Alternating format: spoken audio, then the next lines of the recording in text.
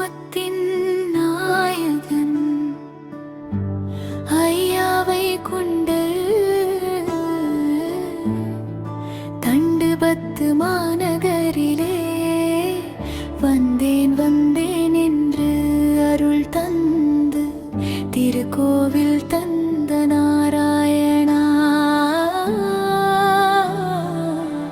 ஐயா நாராயணா.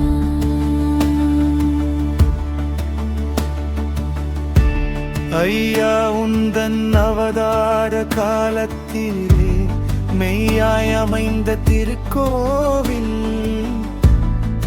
தண்டுபத்து ஸ்ரீமன் நாராயண சுவாமி திருக்கோவில்.